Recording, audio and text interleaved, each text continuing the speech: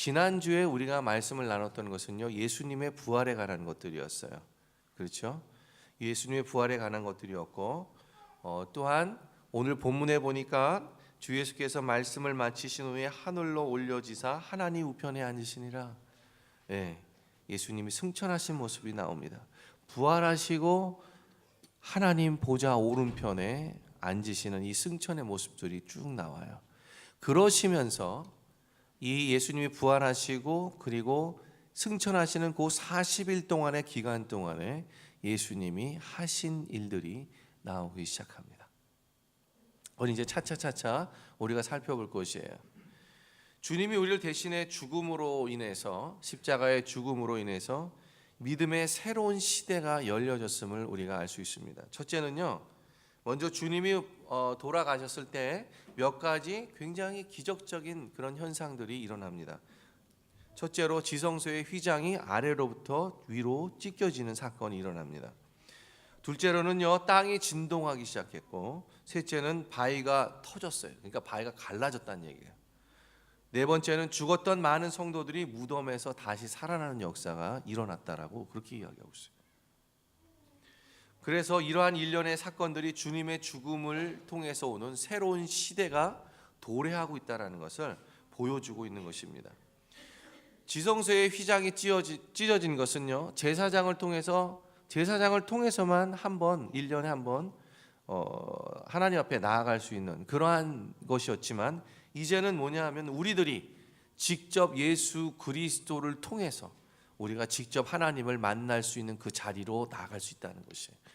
그것이 바로 휘장에 찢어진 사건들과 연관되어 있는 것입니다.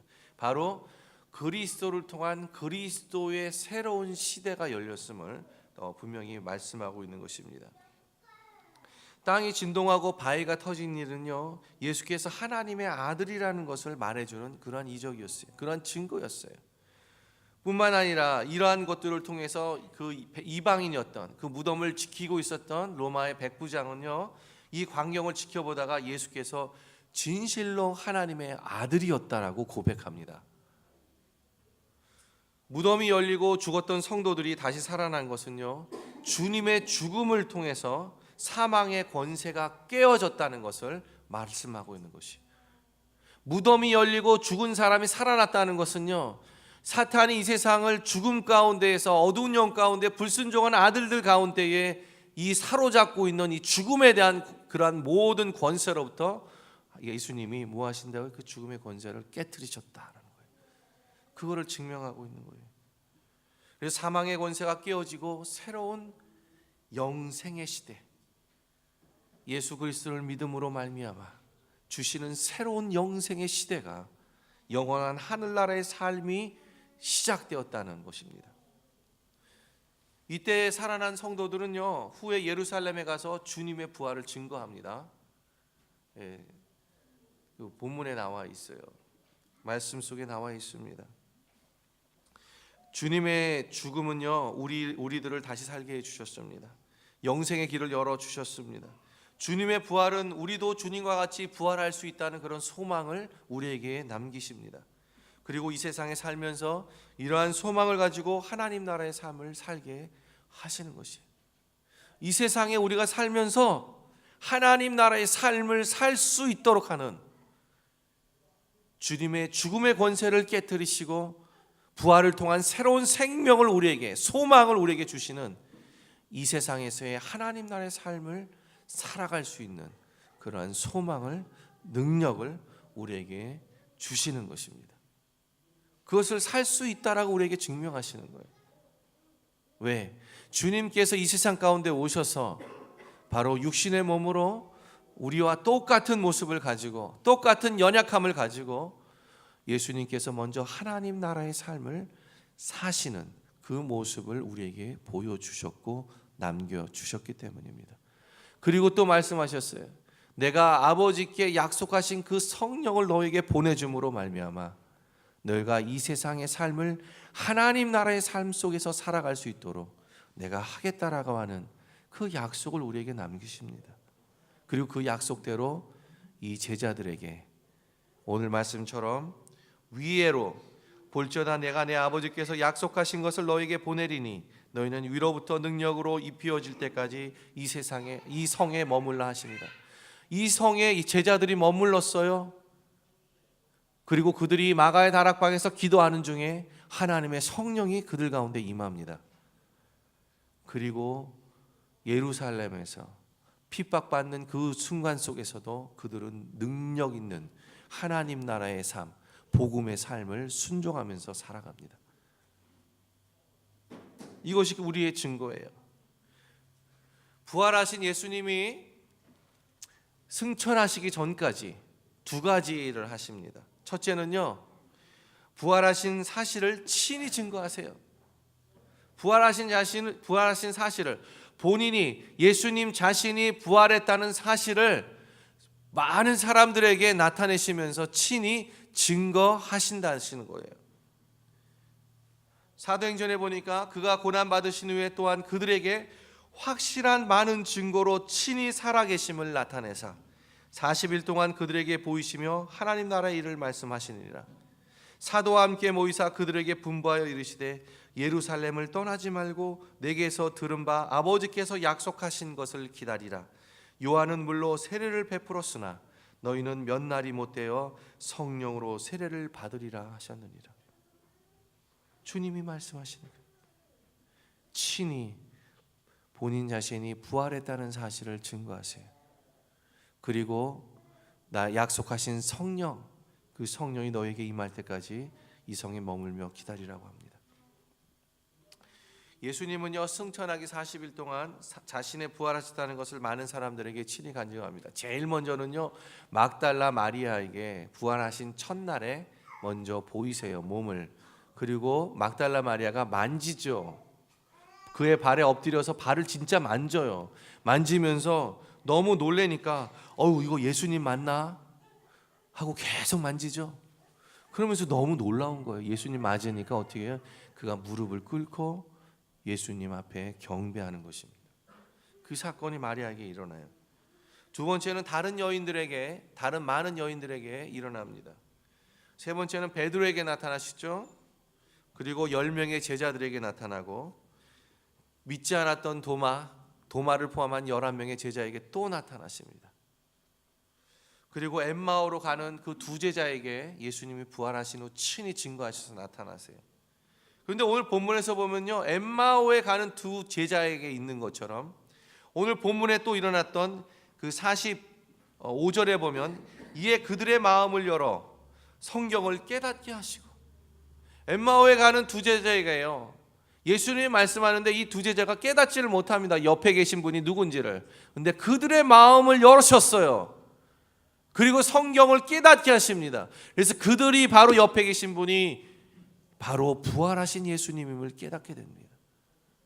우리에게는 이와 같은 것들이 필요해요. 성경을 읽는다 해서 그것이 깨달아지고 믿어지는 것들이 아니에요. 성경을 아무리 많이 읽어도 하나님이 그들의 마음을 열어주지 않으면 그것은 그냥 책입니다. 좋은 책이에요. 그러나 성령께서 그들의 마음을 열어주면 그것은 하나님의 말씀이 되는 것입니다. 하나님의 살아있는 말씀이 되는 거예요. 이러한 하나님의 살아있는 말씀이 되기 위해서 주님께서는 성에 머물라고 하시는 거예요. 왜? 성령이 없이는 그것을 깨달을 수 없기 때문입니다.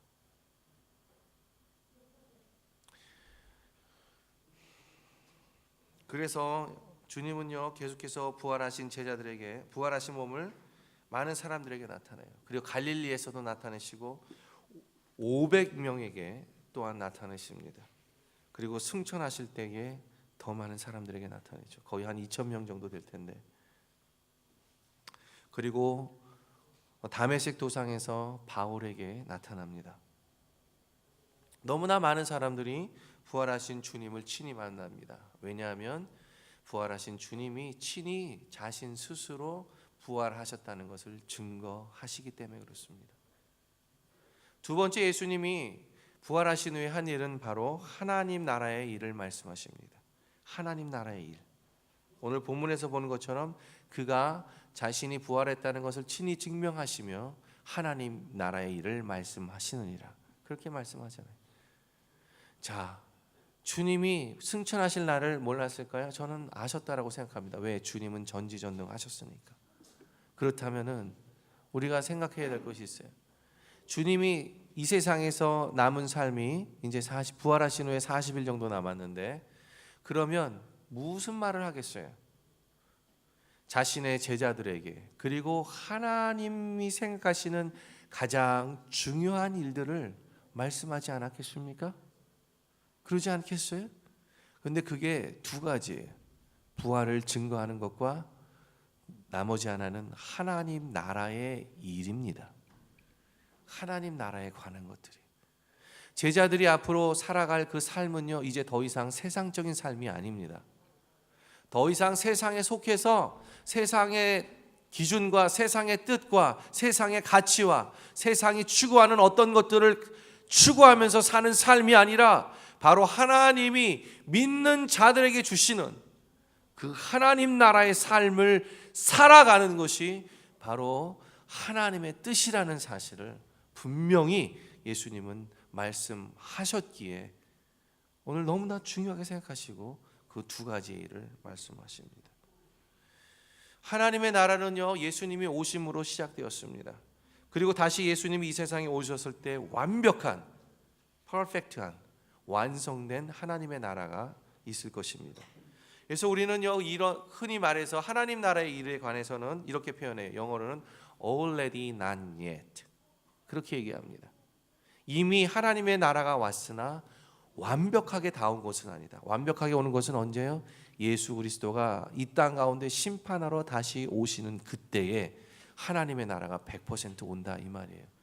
왜 그렇습니까? 왜 그렇습니까? 왜냐하면 아직도 이 세상은요, 이 사탄의 세력이 어둠 가운데 역사하고 있고 불순종의 아들들로서 믿는 자들을 현혹하고 예수님을 믿지 못하도록 방해하고 있기 때문에 그래요. 그래서 믿는 자들의 삶을 굉장히 도전합니다. 고난 속에 둡니다. 그리고 하나님의 자녀들이 될 사람들을 믿지 못하게 만들어 버려요. 여러 가지 현실적으로 어려운 상황들을 다 동원해서 절대로 하나님을 믿지 못하게 만듭니다. 그것이 사탄의 역할들이에요. 그래서 아직도 이 세상에는요, 죽음이 있습니다. 그리고 병들도 아직 있어요. 슬픔이 있고 아픔이 있고 고통이 있습니다. 죄가 아직 있습니다. 그러나 하나님의 나라는요, 슬픔도 없고 고통도 없고 병도 없고 죽음도 없고 죄도 없는 것입니다. 그리고 하나님께서는요, 예수님을 믿는 자들이 이 세상에 살아갈 때에 하나님의 뜻이 이루어지는 이 하나님의 나라의 삶을 살아가도록 우리를 인도하십니다. 또한 우리가 하나님의 이 세상을 살면서 하나님 나라의 삶을 살아가도록 성령 하나님을 통해서 우리에게 능력과 힘을 공급해 주십니다. 이것을 약속하시는 거예요. 지금 예수 그리스도가 하나님 나라의 일을 말씀하시면서 너희가 이 세상에서 하나님 나라의 삶을 살 수 있다고, 그 능력이 너희들에게 주어지고 있다고, 그래서 기다리라고 그렇게 말씀하고 있는 거예요.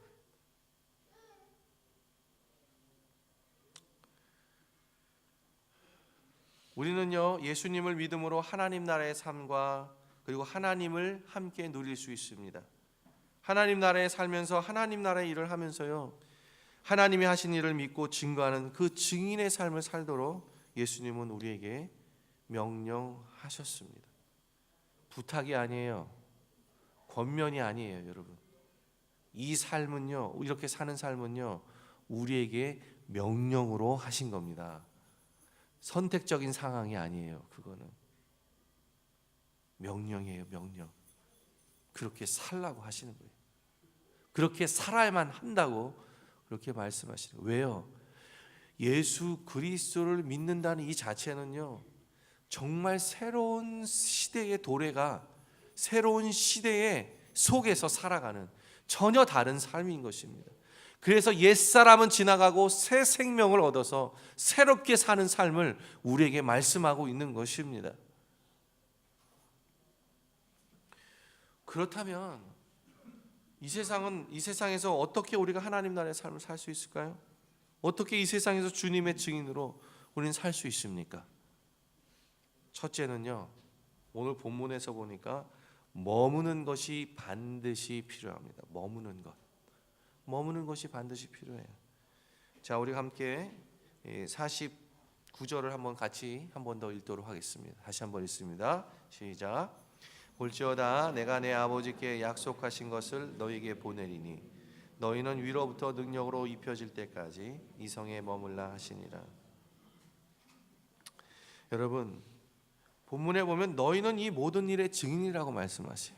무슨 일이요? 예수 그리스도가 하신 모든 일을 누가 경험해요? 제자들이 3년 반 동안 같이 동고동락하면서 그걸 다 봐요. 다 보고 다 목격하고 함께 경험합니다. 그래서 증인됐다는 거예요. 근데 이 증인됨을 오늘 본문에서 이렇게 표현해요. 너희는 이 모든 일의 증인이라. 그리스도가 고난을 받고 제3일에 죽은 자 가운데서 살아날 것과 또 그의 이름으로 죄사함을 받게 하는 회개가 예루살렘에서 시작하여 모든 족속에게 전파될 것이 기록되었으니, 예루살렘에서 시작되어지고 모든 족속, 이 세상 끝까지 전파되도록 기록되었다는 것이에요. 이 모든 일에 너희가 증인이라고요. 다시 말하면 제자들뿐만 아니라 모든 예수 그리스도를 믿는 자들이 이 일의 증인이라고 말씀하십니다.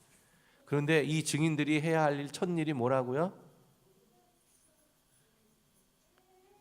이 성에 머물라 하는 것이, 예루살렘에 머물라 하는 것이, 뭐 할 때까지?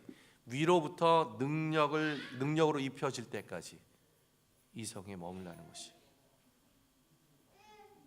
능력이 입혀질 때까지 머무는 것이 필요하다는 것입니다. 머무는 것이에요. 기다리는 것입니다. 머무는 것은 무엇을 시작하기 전에 먼저 머무는 것이에요.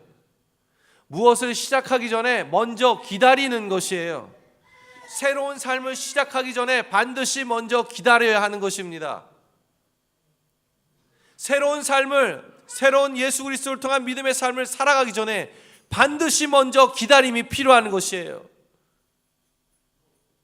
반드시 이렇게 해야 하는 것입니다. 하나님 나라의 삶은요, 우리가 복음의 능력으로 삶을 살기 위해서 제일 먼저 해야 될 게 뭐냐? 하나님 나라의 삶을 살기 위해서 제일 먼저 해야 될 게 뭐냐? 그것은 머무는 것이에요. 머무는 것. 두 번째는요, 위로부터 능력을 입는 것입니다. 머무르기 때문에 위로부터 능력을 입을 수 있어요. 오직 성령이 너에게 임하시면 너희가 권능을 받고 예루살렘과 온 유대와 사마리아와 땅끝까지 이르러 내 증인이 되리라 하시니라. 성령이 임하시면 권능이 있는 것입니다. 여러분, 이 권능이라는 말은요, authority and power예요. authority and power. 권세와 권위와 능력, 힘입니다. 이것이 성령이 임하면 나오는 거예요. 예수님이 이거를 말씀하셨어요. 그래서 기다림은 왜 기다리냐? 성령이 내 안에 충만하심을 기다리는 겁니다. 여러분, 성령의 충만함이 반드시 필요해요. 성령의 충만함 속에 살아야 하는 것입니다. 근데 우리는요, 성령의 충만함보다는 그냥 우리의 생각, 우리의 경험, 우리의 지식, 우리의 지혜, 우리가 가지고 있는 계획들, 그렇죠? 우리의 생각에 따라서 우리의 삶을 살아가려고 합니다. 그러니까 맨날 넘어지고 자빠지죠. 그러니까 맨날 실패하는 겁니다. 잘 생각해 보세요. 예수 그리스도께서 이미 우리에게 이 성령을 주셨다는 것입니다. 이것이 너무 중요한 문제예요. 이게 너무나 중요한 사실입니다. 만약에 예수님이 그저 너 머물러서 그냥 그렇게 있으면 그냥 살아가, 이렇게 말씀하셨다면 문제가 되지만 그게 아니라 너희가 하나님 나라의 삶을 살기 위해서, 이 하나님 나라의 삶을 승리하는 삶을 살아가도록 하기 위해서 반드시 머물러야 하는데, 내가 반드시 약속하신 그 능력 대신 힘이 되시고 권위가 되시는, 권세가 되는 그 성령을 내가 약속에 따라 반드시 주겠다라고 그렇게 말씀하시고 약속하잖아요. 그런데 우리는 이것을 기다리지 못합니다. 우리는 이것을요 믿지 못해요. 왜? 그렇게 하기엔 믿음이 너무 부족하니까, 믿어지지가 않아요. 그렇게 하기엔 너무나 바쁜 삶을 사니까, 시간이 없어 보이고 늘 바뀌고 바쁘고 쫓겨다니는 그 삶을 우리가 살아가는 것 같아요. 그러나 그것에 따라 살아가십시오. 거기에는 공허함뿐입니다. 상처뿐입니다. 실패투성이에요. 아무리 자신을 채우려고 해도 늘 비어있는 자신의 마음만을 발견하게 되는 것입니다. 그렇지 않나요? 저는 50이 좀 넘었어요. 남들은 저보고 동안이다 뭐 이렇게 하면서 뭐 나이를 굉장히 적게 보시지만, 제 흰머리를 보면 아마 다 짐작하실 거예요. 그렇죠? 중학교 2학년 때부터 난 이 흰머리 새치가 가끔 이게 염색을 안 하다 보면 그대로 드러나서 나이가 나이답게 보이는 것 같아요. 짧은 삶을 살지는 않았어요. 그러나 살면 살수록 느끼는 게 바로 이것입니다. 그래, 내가 나의 인생을 내 뜻대로 살고 내 계획대로 살면 정말 무의미하구나. 아무것도 남지 않는구나. 상처뿐이구나. 내가 정말 진정한 가치 있는 삶, 내가 보기에 정말 귀중한 삶을 내가 어떻게 살아갈 수 있을까 보면요, 그거는 예수님의 말씀을 믿는 겁니다. 그리고 말씀을 따라 순종하는 거예요. 하나님을 사랑하는 거예요. 그게 그렇게 할 때 정말 내 안에 기쁨이 충만해지는 걸 느낍니다. 어렵지요. 쉽지 않죠. 그러나 그만큼 가치 있고 그만큼 귀중한 삶이라는 사실을 날마다 느껴요. 연약하지만.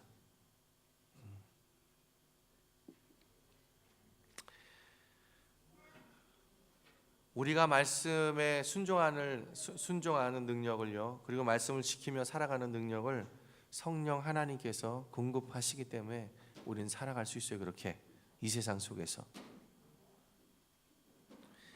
하나님을 사랑하는 삶을 살아가는 겁니다. 하나님 나라의 삶은요, 하나님을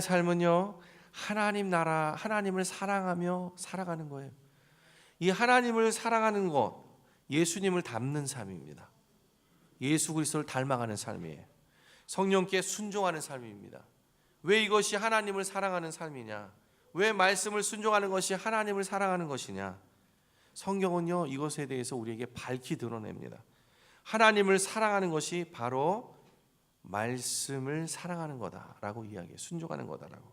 여러분, 요한복음 14장 21절을 한번 찾아보십시오. 우리 함께 좀 읽읍시다. 요한복음 14장 21절. 이거는 너무나 중요한 말씀이기 때문에 여러분 성경을 내고 쫙 아주 하이라이트를 아주 진하게 하세요. 이 말씀을 하이라이트 진하게. 요한복음 14장은요, 예수님이 죽으시면서 죽기 바로 몇 시간 전에 마지막 말씀을 하시면서 하시는 유언과도 같은 말씀입니다. 이 말씀이 유언입니다. 유언할 때 가장 중요한 말씀을 하지 않겠어요?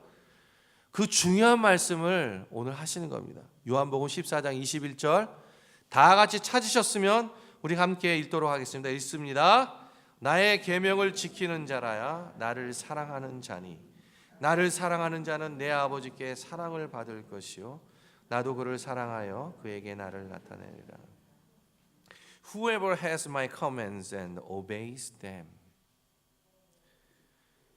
나의 계명을 지키는 자라야, 이런 말이에요. 그런 사람이 뭐냐면 He's the one of who loves me. 나를 사랑하는 바로 그 사람이다, 이렇게 표현하고 있어요. 여러분, 나의 계명을 지키는다. 이 말은요, 계명을 지키는 게 뭐냐면 영어로는요, has my command and obeys them. 이렇게 표현했어요. 여러분, 하나님의 말씀을 내 마음에 가지는 거예요. 그리고 가지는 것으로 끝나는 게 아니에요. 순종하는 겁니다. 이게 나의 계명을 지키는 사람입니다. 말씀을 가지고 있는 것, 말씀을 아는 것, 말씀을 이해하는 것이 하나님을 사랑하는 것이 아니라고 말해요. 이러한 모든 것을 가지고 말씀을 순종할 때 바로 그것이 하나님을 사랑하는 것이라고 주님은 말씀하고 계세요. 말씀을 많이 아는 거 그거 중요한 거 아닙니다. 아니, 중요하죠. 그러나 그것이 하나님을 사랑하는 게 아니에요. 진정한 하나님을 사랑하는 것은 말씀을 내 마음에 가지고 그 말씀을 순종할 때 그것이 바로 하나님을 사랑하는 것이라고 말하고 있어요.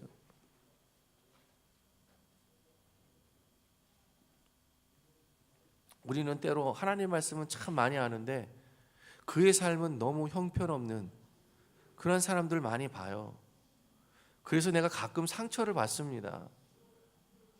왜냐하면 대부분 그런 분들이 우리 교회는 없지만 대부분 교회에서 좀 높은 자리에 있고, 높은 자리라는 말이 좀 우습지만은 직분을 받아서 뭔가 열심히 봉사하고 이렇게 하고 있죠. 상처받지 마세요. 그것 때문에 아파하지 마세요. 혹시 그런 분이 있다면. 왜냐하면 진실된 하나님을 사랑하는 모습이 아니기 때문에 그렇습니다.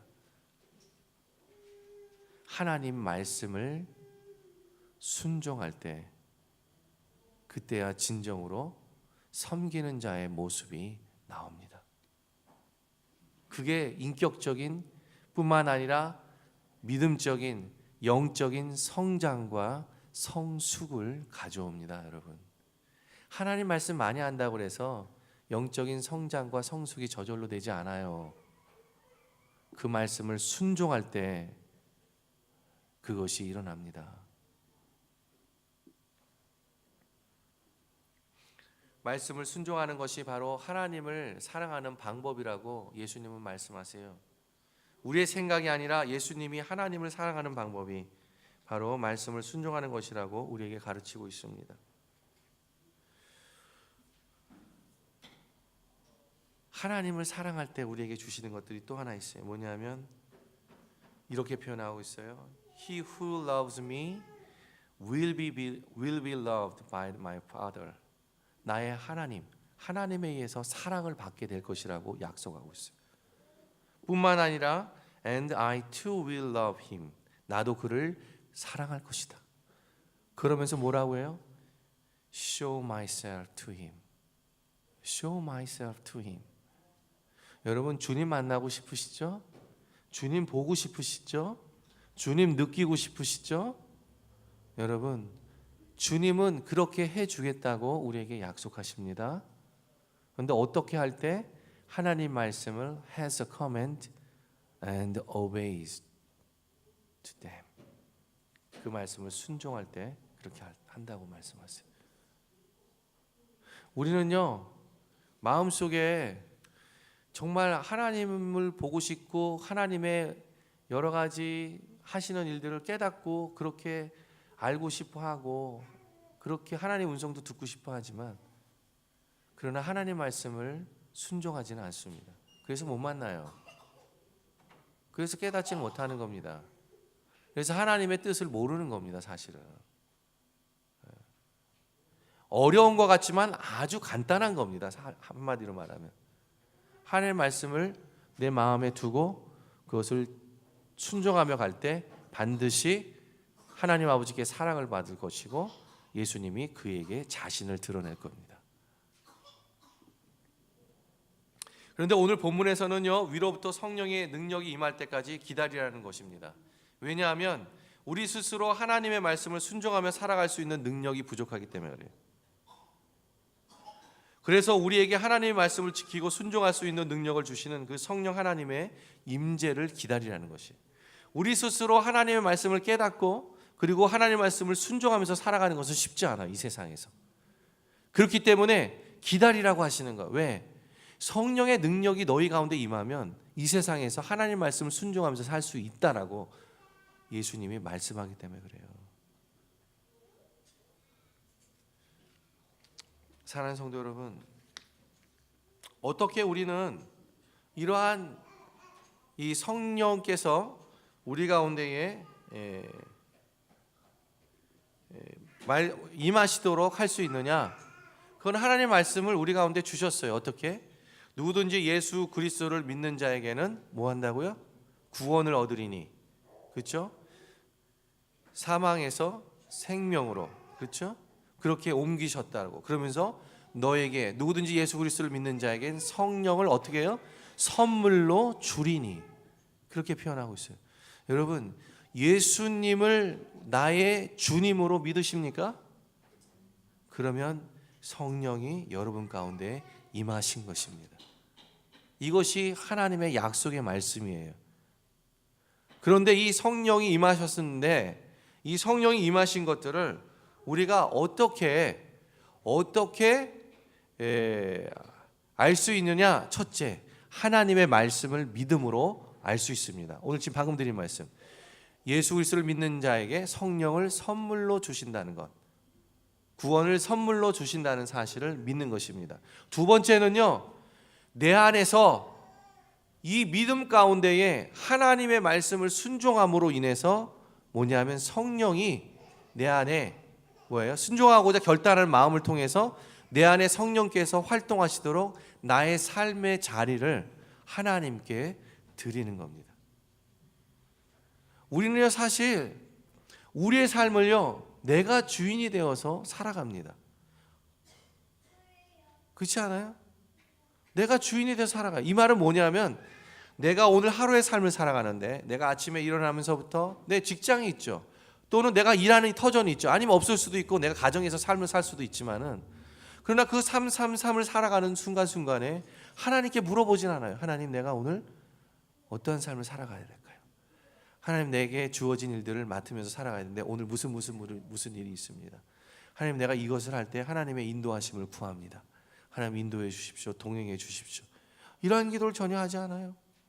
그리고 무슨 결정을 할 때 그냥 나는 습관적으로 내가 아는 지식 가운데, 지혜 가운데, 경험적으로 그냥 결정해 버려요. 하나님과는 상관없이 사는 겁니다. 하나님과 상관이 있는 삶은요, 어떠한 일이 있을 때 하나님, 지금 나에게 이런 일이 있는데 내가 결정해야 돼요. 내가 무엇을 하면 좋겠습니까? 하나님 도와주십시오. 이렇게 할 때 내가 믿음으로 결정하는 거예요. 하나님 보시기에 선한 것으로. 그건 다른 겁니다. 그럼 하나님이 또 생각을 주세요. 그럼 그 생각을 따라 믿음으로 반응하는 것입니다. 이게 전혀 다른 문제예요. 하나님께 기도하고 하나님께 물어보는 삶하고는 전혀 다른 삶이에요. 오늘 보니까 이 영적인 부흥을 일으키는데 어떻게 일으키냐면, 먼저 제자들이 성령이 임재한 후에, 성령이 임재해서 베드로가 한번 설교하는데 3,000명, 5,000명씩 회개하는 역사가 일어나죠. 그래서 갑자기 예루살렘에 예수 그리스도를 믿는 사람들의 부흥이 그냥 확 일어나 버립니다. 짧은 시간에. 그래서 사도행전은요, 그것을 보고 이렇게 표현합니다. 하나님의 말씀이 점점 왕성하여 예루살렘에 있는 제자의 수가 더 심히 많아지고 허다한 제사장의 무리도 이 도에 복종하니라. 여러분, 믿는 자들의 수가 심히 많아지는 것은 성령의 역사니까 일어나는 것을 우리는 좀 이해합니다. 그런데 참 이상한 게 뭐냐면 제사장이요, 제사장도 허다한 제사장의 무리도, many priests, 많은 제사장들이요, 이 도에 복종해요. 여러분, 제사장이 어떤 사람입니까? 예수 그리스도를, 예수님을 잡아 죽인 사람이에요. 십자가에. 장본인들이 제사장 아닙니까? 이 제사장들이 획가닥한 거예요. 지금 성령 때문에 확 변한 겁니다. 이 사건이 일어나는 거예요. 그런데 거기에 보니까 말씀이 점점 왕성하여 이렇게 표현하고 있어요. 말씀이 점점 왕성해요. 여러분, 이 말씀이 점점 왕성한다는 건 뭐냐면, 이들이 그냥 하나님의 말씀을 어떻게 해요? 그들의 삶 속에서 계속해서 나누고 그 말씀을 믿음으로 순종하고 또한 그것을 통해서 일어나는 하나님의 역사를 보고 경험하면서 그 경험한 것들을 점점 나누기 시작한 거예요. 이것이 뭐예요? 영적인 부흥과 성장이 일으켜지게 되는 것입니다. 여러분 뭐예요? 말씀이에요. 다른 게 아니에요. 다른 게 말씀입니다. 말씀.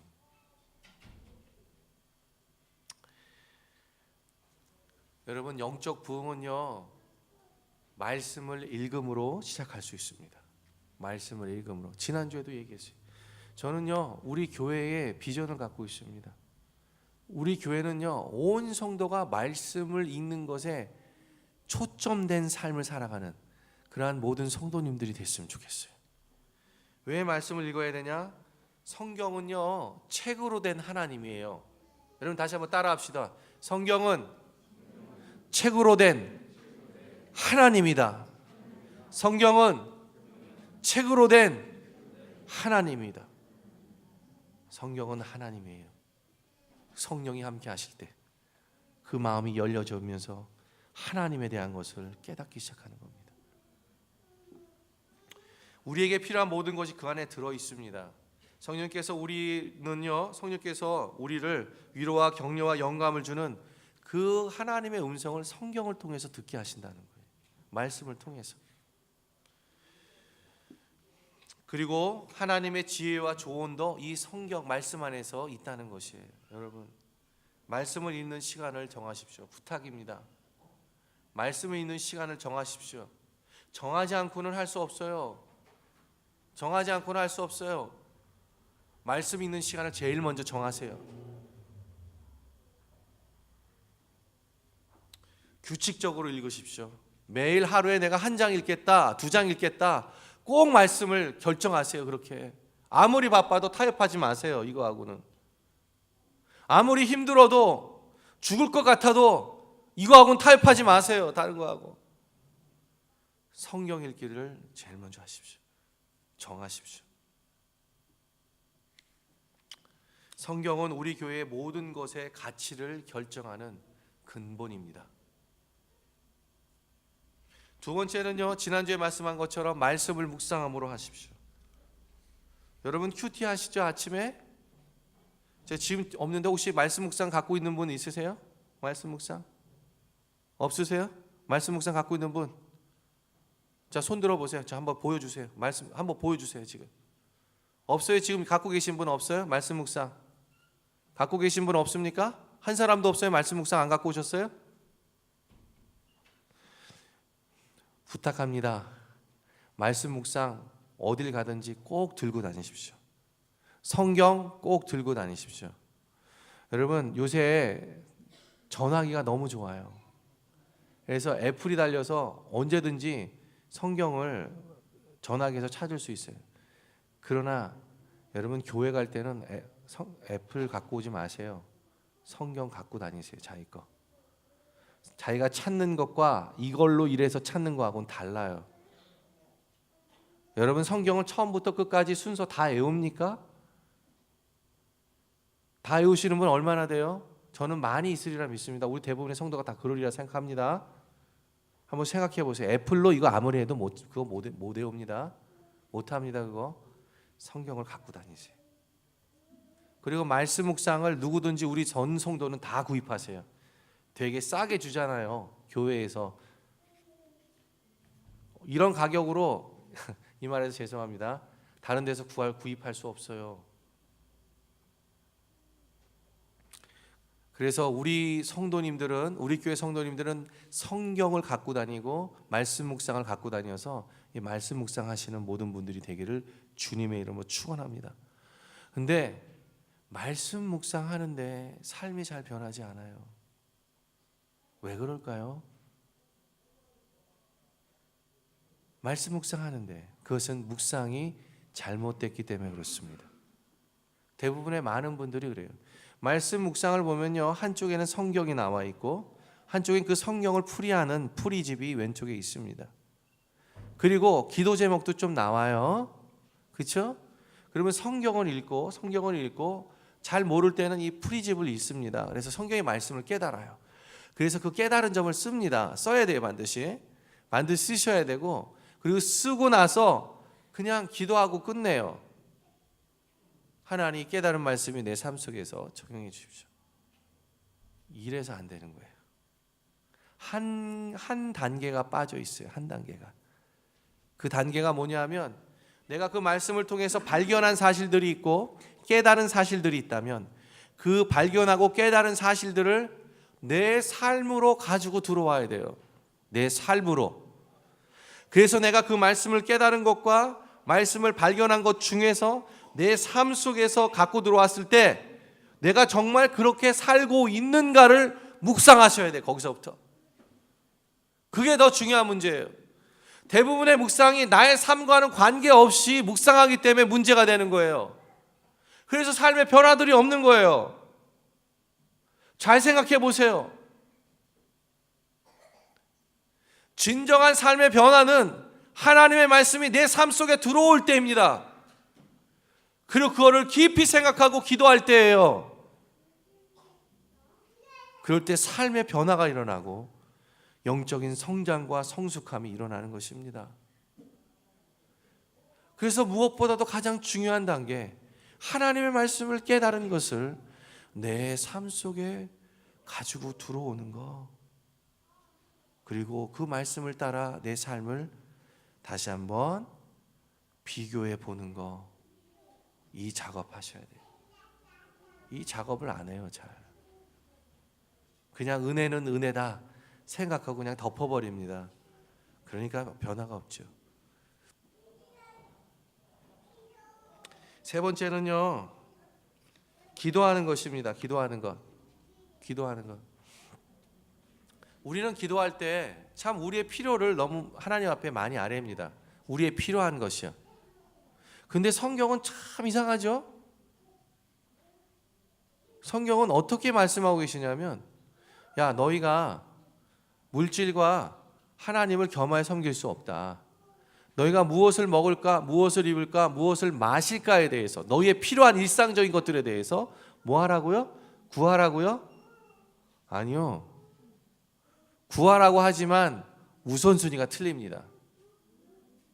왜냐하면 하나님께서 우리에게 말씀하시는 건 하늘에 계신 천부께서 공중에 나는 새도 들에 피는 백합화도 입히시고 먹이시거든, 하물며 너희처럼 사랑하는 하나님의 자녀를 하나님이 먹이지 않겠냐고, 입히지 않겠냐고, 마시게 하지 않겠냐라고 그렇게 말씀하시죠.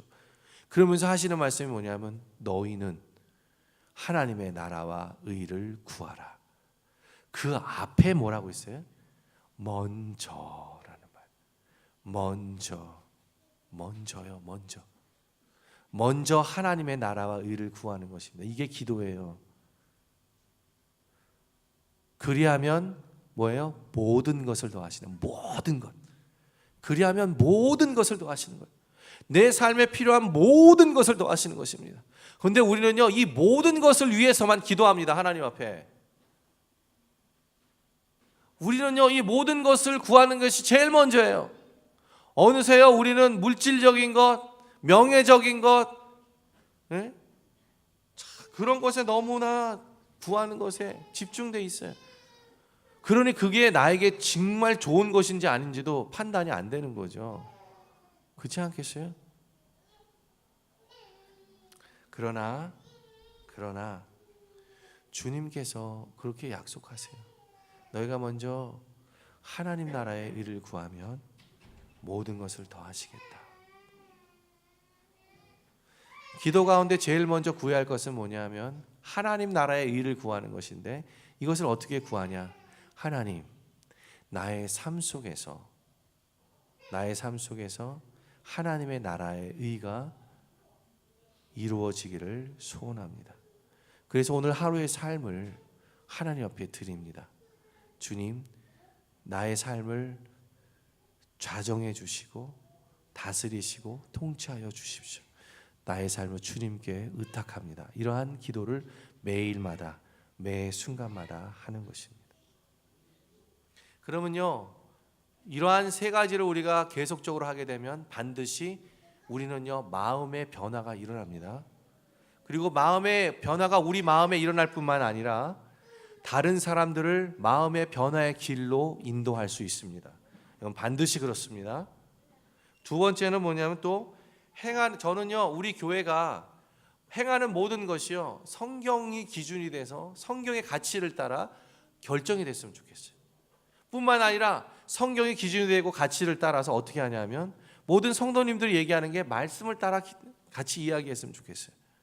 무슨 얘기냐면 내 삶을 보니까 야 말씀을 나누는데도 그렇고 여러 가지로 그렇게 했으면 좋겠다라고 말하는 것입니다. 세 번째는요 주인의식을 갖는 거예요. 지난주에 얘기했지만 설교가 긴데 조금만 참아주세요. 다 끝났어요 이제. 주인의식을 갖는 거예요. 주인의식. 여러분 지난주에 얘기했습니다.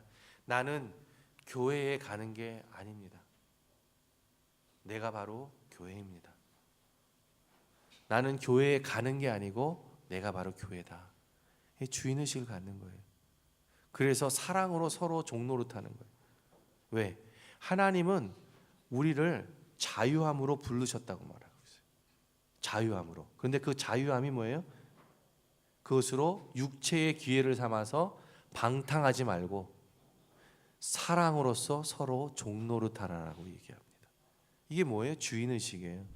참 이상하죠? 종노릇하는데 어떻게 주인의식을 가질 수 있어요? 이게 어떻게 자유예요? 하나님 말씀 그러는 거예요. 세상하고 반대로 갑니다. 근데 여기에 진정한 삶의 가치가 있습니다.